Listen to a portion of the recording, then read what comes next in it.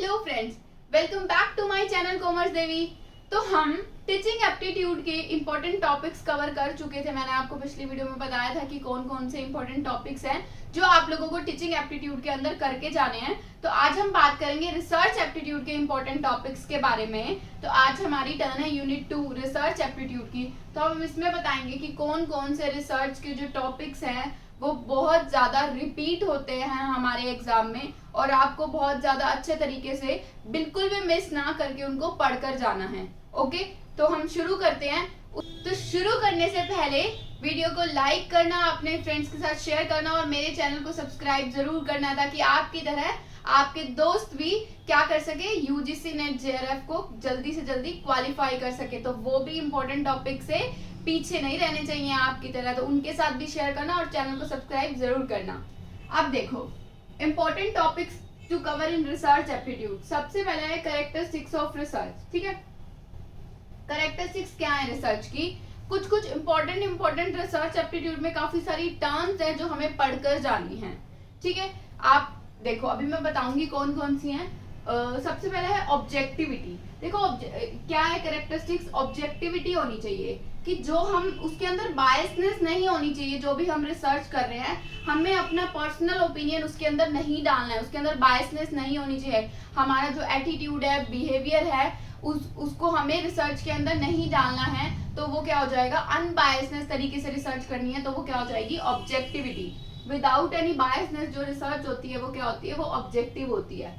आगे है reliability. Reliability क्या होता है कि जो भी हम मेजर कर रहे हैं उसका जो रिजल्ट आया है उसका रिजल्ट जो है वो कंसिस्टेंट है कि नहीं। मतलब एक बार हमें किसी चीज हमने कोई रिसर्च करी, उसके बाद जो आउटकम निकल के आया, फिर हमने उसी सैंपल के ऊपर दोबारा रिसर्च करी, फिर हमने तीसरी बार करी, तो जो हमने 3 बार रिसर्च किया है तो उसका जो आउटकम आया है क्या वो सिमिलर आया है, तो वो क्या हो जाएगा, रिलायबिलिटी हो जाएगा। मतलब कंसिस्टेंट रिजल्ट होना चाहिए। आगे है वैलिडिटी। वैलिडिटी का मतलब होता है एक्यूरेसी देखना, जो हम मेजर करना चाह रहे थे क्या वही मेजर कर रहे हैं, कितनी एक्यूरेसी है जी जो हम रिसर्च कर रहे हैं, तो वो क्या हो जाएगा, वैलिडिटी हो जाएगा। अब वैलिडिटी के भी कुछ टाइप्स हैं, ये टर्म्स भी आजकल काफी पूछी जा रही हैं यूजीसी नेट के अंदर। तो जैसे कि फेस वैलिडिटी। फेस वैलिडिटी का क्या मतलब होता है? फेस वैलिडिटी का मतलब होता है जो भी हम लोग मेजर करना चाह रहे हैं क्या हम उसको एक्यूरेटली मेजर कर रहे हैं, तो that is called face validity. Face validity का मतलब है ऊपर से मेजर करना, जो चीज हम लोग मेजर करना चाह रहे हैं। और वही कंटेंट वैलिडिटी का मतलब क्या होता है? कंटेंट वैलिडिटी का मतलब होता है सारे एस्पेक्ट्स को मेजर करना। ठीक है, आगे है इंटरनल वैलिडिटी कि कॉज और इफेक्ट के रिलेशनशिप को देखना, that is called internal validity. ठीक है, कैजुअलिटी को देखना, that is called internal validity. और एक्सटर्नल वैलिडिटी का मतलब होता है जनरलाइजेशन देखना कि जो भी हमने सैंपल निकाला है क्या वो पूरी स्टडी के ऊपर अप्लाई हो रहा है, क्या जो सैंपल का रिजल्ट आया वही ही मतलब वो पूरा जनरलाइज हो रहा है या नहीं हो रहा पूरी रिसर्च के ऊपर। ठीक है, तो वो क्या हो जाएगा, एक्सटर्नल वैलिडिटी हो जाएगा। कंस्ट्रक्ट वैलिडिटी क्या होता है? जो भी चीज हम मेजर करना चाह रहे हैं, जो भी चीज हम कंस्ट्रक्ट करना चाह रहे हैं रिसर्च के अंदर, क्या हम वही ही कर रहे हैं, वही रिसर्च कर रहे हैं, वही ही मेजर कर रहे हैं, that is called construct validity. ठीक है, तो ये सब क्या थी, ये थी कैरेक्टरिस्टिक्स ऑफ रिसर्च। ये सारी टर्म्स आपको पढ़कर जानी है। आगे है मेथड्स ऑफ रिसर्च। देखो बहुत बहुत बहुत इंपॉर्टेंट टॉपिक, लिख लो यहाँ पे, वेरी वेरी इंपॉर्टेंट, इसको तो छोड़ना ही नहीं है। देखो आउटकम के बेसिस पे कितने टाइप की होती है? 2 टाइप की, फंडामेंटल, और फंडामेंटल को हम बेसिक रिसर्च भी कहते हैं, और एक और नाम है that is called pure research. ठीक है, आगे है अप्लाइड रिसर्च। फिर है बेसिस ऑफ कौन सा डाटा यूज कर रहे हैं, वो है quantitative and qualitative. On the basis of objective के बेस पे exploratory research, experimental research, correlation research and descriptive research. और अदर्स काफी सारी और भी है, जैसे ex post factor research, action research, historical research. ठीक है, तो ये सब क्या है, अप्लाइड रिसर्च। तो ये क्या है, सारे मेथड्स हैं रिसर्च के। तो अब मैं आपको इनका थोड़ा बहुत ओवरव्यू दे देती हूँ कि ये जो मेथड्स हैं रिसर्च के, थोड़ा बहुत ओवरव्यू देती हूँ, बट हम इसको पूरा अच्छे तरीके से कॉन्सेप्ट भी पढ़ेंगे नेक्स्ट वीडियो में। अभी मैं आपको इस वीडियो में इंपॉर्टेंट टॉपिक्स बताने जा रही हूँ और थोड़ा बहुत मैं ओवरव्यू दे रही हूँ आपको कि ये होते क्या क्या है। ठीक है, तो फंडामेंटल रिसर्च क्या होता है? एडिशन टू नॉलेज, कि मतलब जो भी हमने रिसर्च कर रखी है उसके अंदर और ज्यादा रिसर्च करना, that is called fundamental research. ठीक है। और अप्लाइड रिसर्च क्या होता है? सोल्यूशन निकालना किसी भी प्रॉब्लम का। ठीक है। Immediate application, that is called applied research, मतलब सोल्यूशन फाइंड आउट करना किसी भी प्रॉब्लम का, that is called applied research. ठीक है। जो पूरे यूनिवर्सल लेवल पे जो रिसर्च होती है ना, वो होती है अप्लाइड रिसर्च। और यही जो एक्शन रिसर्च है ना, एक्शन रिसर्च को हम क्या करते हैं? Learning by doing. इसको हम ऐसे भी लर्न कर सकते हैं, लर्निंग बाय डूइंग। और इसको किसने दिया था? ये तो आपको भूलना ही नहीं, इसको दिया था कर्ट लेविन ने। ठीक है, इसको कर्ट लेविन ने दिया था।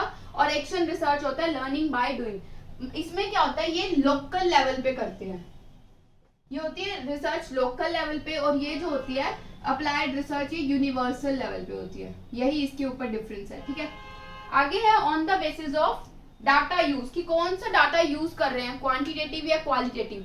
क्वांटिटेटिव में मतलब कि किसी मैथमेटिकल टेक्निक्स को यूज करके, स्टैटिस्टिकल टेक्निक्स को यूज करके रिसर्च कोई प्रॉब्लम का सोल्यूशन निकालना, तो वो क्वांटिटेटिव हो जाएगी, जिसमें बायसनेस नहीं होती है। पर्सनल बिहेवियर, एटीट्यूड, ये सब नॉलेज, ये सब इंक्लूड नहीं होता है, तो वो कौन सी हो जाएगी? Quantitative research. और वहीं क्वालिटेटिव कौन सी होती है? जिसमें अपने पर्सनल एक्सपीरियंस से किसी प्रॉब्लम का सोल्यूशन निकालना। ठीक है। आगे है on the basis of objective, exploratory research. Exploratory research को हम पायलट स्टडी भी कहते हैं, मतलब जिस भी कोई भी प्रॉब्लम है उससे हम अनफैमिलियर हैं, हमें उस प्रॉब्लम के बारे में नहीं पता है, हमें क्या करना है? उसका सोल्यूशन ढूंढना है, शुरू से उसको स्टडी करना है, एक्सप्लोर करना है उसके बारे में, that is called exploratory research. आगे है एक्सपेरिमेंटल रिसर्च। एक्सपेरिमेंटल रिसर्च में दो वेरिएबल्स होते हैं, इंडिपेंडेंट वेरिएबल, डिपेंडेंट वेरिएबल, कि इंडिपेंडेंट के चेंज होने से डिपेंडेंट के ऊपर क्या इफेक्ट पड़ रहा है, तो वो क्या हो जाएगा? Experimental research. जिसमें क्या होता है? इसमें मैन्युपुलेशन होती है, कि इंडिपेंडेंट वेरिएबल को चेंज करके देखते हैं कि डिपेंडेंट के ऊपर क्या इफेक्ट पड़ रहा है। आगे है कोरिलेशन, की एक वेरिएबल के चेंज होने से दूसरे वेरिएबल के ऊपर क्या इफेक्ट पड़ रहा है। जैसे कि अगर प्राइस बढ़ रहा है तो डिमांड क्या हो जाएगी? घट जाएगी, तो किस में आ जाएगा? किसका एग्जांपल हो जाएगा? कोरिलेशन रिसर्च का। डिस्क्रिप्टिव रिसर्च, जो भी चीज की हम स्टडी कर रहे हैं उसमें क्या क्या कैरेक्टरिस्टिक्स, उसकी जो कैरेक्टरिस्टिक्स है उनको डिस्क्राइब करना, इसको डिस्क्रिप्टिव रिसर्च। समझ आ गया ये आपको? एक्सपोज फैक्टर रिसर्च क्या होता है? एक्सपोज फैक्टर रिसर्च में मैनिपुलेशन पॉसिबल नहीं होता है, क्योंकि जो भी हो चुका है, जो भी कोई चीज हो चुकी है उसके बाद उसकी स्टडी करना, that is called expose factor research. एक एग्जांपल भी फटाफट दे देती हूँ मैं आपको, जैसे कि मिड डे मील, वो जो आंगनवाड़ी के बच्चे होते हैं उन्होंने मिड डे मील खाया और उसके बाद वो क्या हो गए? वो बीमार हो गए। तो वो बीमार तो हो गए ना, उस चीज को तो हम चेंज नहीं कर सकते, बट ये स्टडी करना कि उसके अंदर ऐसा क्या था जो वो लोग बीमार हो गए, आप उस चीज को तो मैनिपुलेट नहीं कर सकते ना, उस वेरिएबल को, कि वो बीमार ही ना हो। जाके खाना तो चेंज नहीं कर सकते, वो बीमार तो हो गए, तो उस चीज के ऊपर स्टडी करना, मतलब उसको, इसमें मैनिपुलेशन पॉसिबल नहीं है। जहां पे भी लिखा हो कि किसमें मैनिपुलेशन पॉसिबल नहीं है, तो उसका आंसर आ जाएगा एक्सपोज फैक्टर रिसर्च। समझ आई?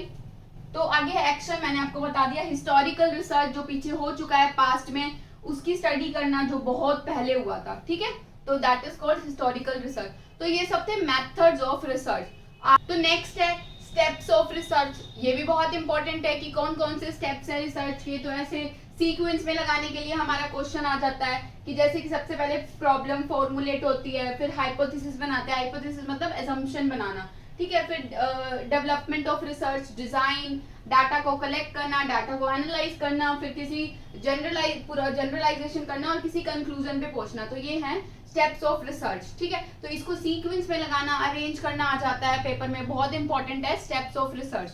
ठीक है, नेक्स्ट है टाइप्स ऑफ सैम्पलिंग टेक्निक। बहुत ज्यादा इंपॉर्टेंट है ये टॉपिक भी। देखो, मैं आपको जितने भी टॉपिक बता रही हूँ ना, मेरे को बार बार ये बताने की जरूरत ना पड़े कि ये सारे ही इंपॉर्टेंट है, इनसे क्वेश्चन बनते ही बनते हैं। तो देखो, प्रोबेबिलिटी सैम्पलिंग और नॉन प्रोबेबिलिटी सैम्पलिंग।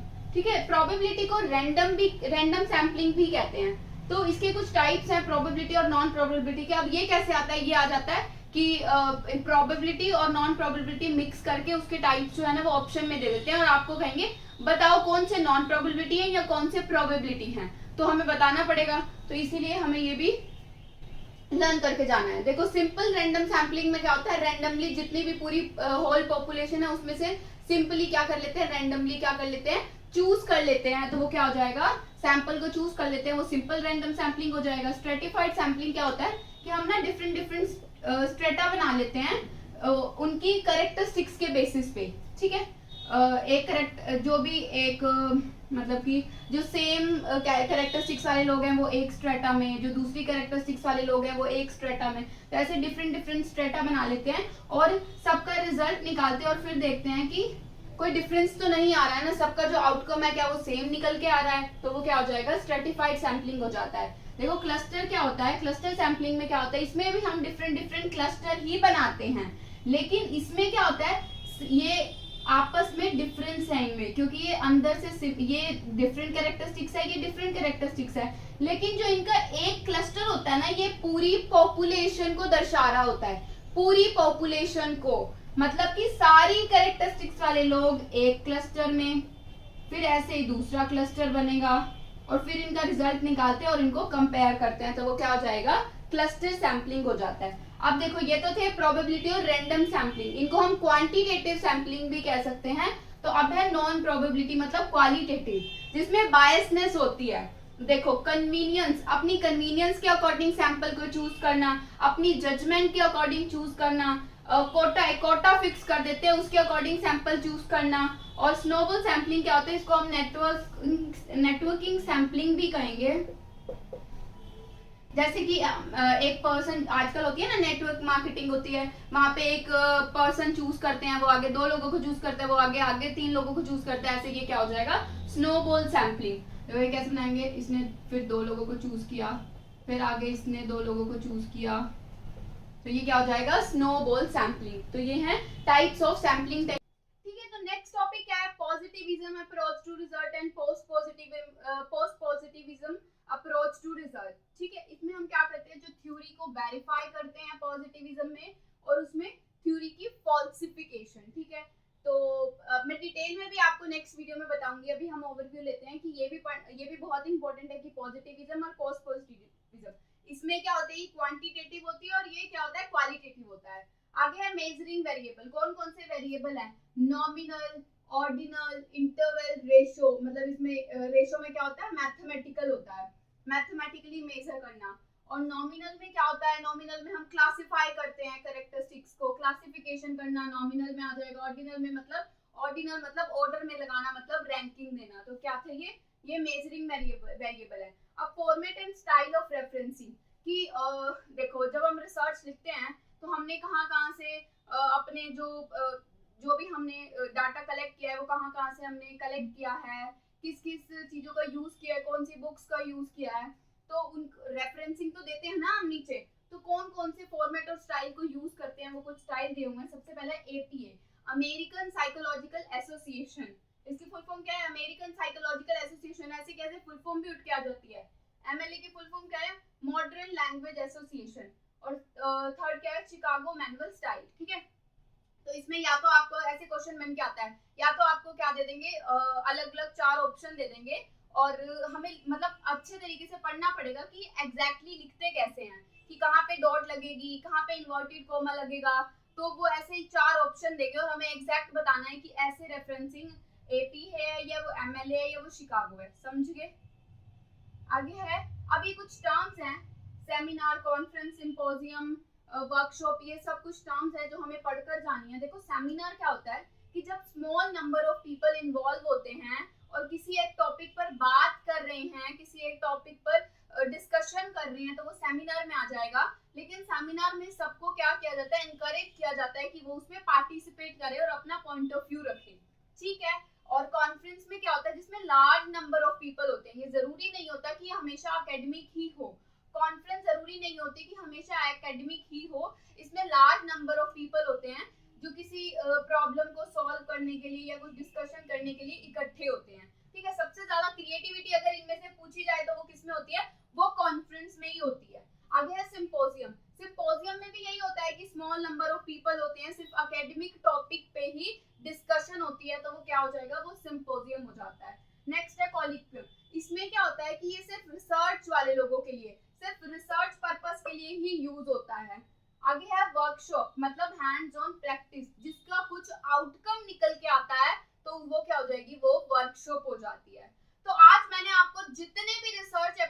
जो भी टॉपिक्स बताए हैं वो बहुत ज्यादा इंपॉर्टेंट हैं, तो आपको जरूर करके जाने हैं। नेक्स्ट वीडियो में मिलते हैं कम्युनिकेशन के इंपॉर्टेंट टॉपिक्स के बारे में। तो अगर आपको वीडियो पसंद आए तो वीडियो को लाइक करें, शेयर करें और चैनल को सब्सक्राइब करें।